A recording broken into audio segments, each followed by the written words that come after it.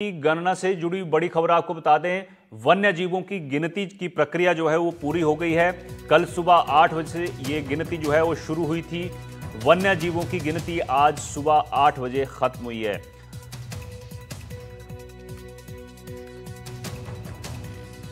मचान पर बैठे वन कर्मियों ने वाटर पॉइंट्स पर नजर रखी और वन्य जीवों की जो संख्या है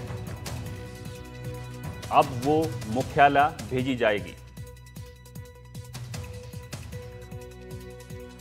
ललितेश हमारे संवाददाता ज्यादा जानकारी के साथ इस खबर पर जुड़ गए हैं। ललितेश, वन्य जीव जो है उनकी गणना की जा रही थी, गिनती कल से शुरू हुई थी सुबह 8 बजे से और आज सुबह 8 बजे तक ये गिनती चली है और अब जो है वो इनकी संख्या इकट्ठी करके जो डेटा है वो मुख्यालय भेजा जाएगा। क्या कुछ ताज़ा जानकारी है, कहां ये जो गणना हुई है किन किन क्षेत्रों में और कितनी संख्या जो है लगभग सामने आ रही है?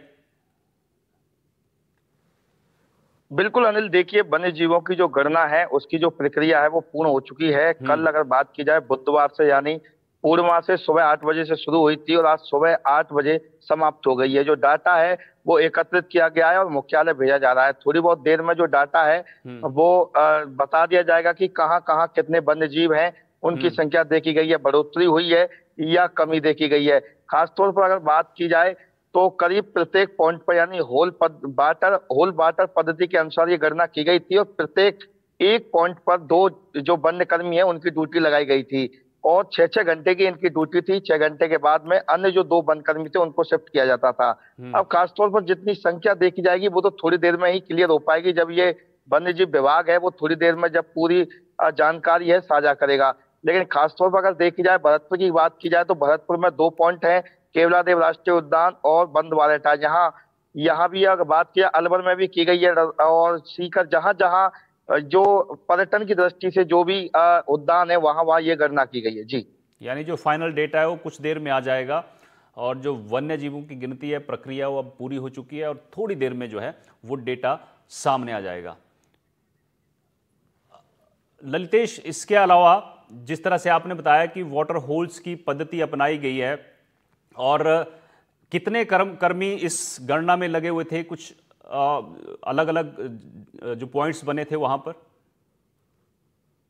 बिल्कुल, देखिए जो वाटर होल पद्धति के द्वारा वन्य जीवों की गणना की गई थी और जो मचान होती है, मचान पर 2 वन्य कर्मियों की ड्यूटी लगाई गई थी और शिफ्टिंग थी वो 6-6 घंटे की थी। अगर बात की जाए भरतपुर में तो करीब 30 वन्य कर्मियों की ड्यूटी लगाई गई थी। अगर राजस्थान की बात की जाए तो करीब 1000 के आसपास जो वन्य कर्मी है उनकी ड्यूटी लगाई गई थी। उसके बाद में जो अब अधिकारी हैं वो थोड़ी देर में जो डाटा एकत्रित किया जाएगा उसको साझा करेंगे। जी ठीक है, बहुत बहुत शुक्रिया आपका ललितेश इस जानकारी के लिए। तो आपको खबर बता रहे हैं, जहां वन्य जीवों की गिनती की प्रक्रिया जो है वह अब खत्म हो गई है। बताया जा रहा है कि 38 प्रजातियां हैं जिनकी गणना की गई है और 24 घंटे तक ये गिनती की प्रक्रिया जो है चली है।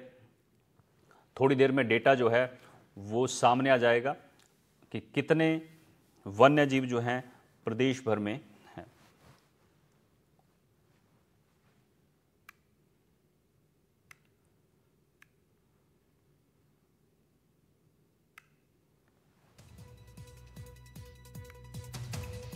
तो प्रदेश में Ranthambore, Sariska, Mukundra hills tiger reserve और वन्य जीवों की गणना की गई है।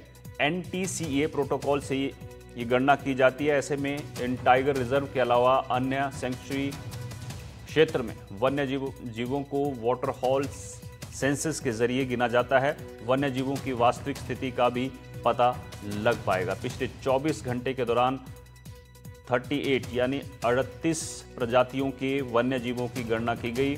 भालू, पैंथर, सियागोश, लक्कड़बग्गे, भेड़िए, सियार, लोमड़ी, जंगली बिल्ली, लंगूर, जंगली सुअर, नीलगाय, सांबर, चीतल, काला हिरण, चिंकारा, नेवला समेत कई वन्य जीवों की प्रजातियों की गणना हुई। प्रदेश में वन्य जीवों की सैकड़ों प्रजातियां जो हैं वो मौजूद हैं।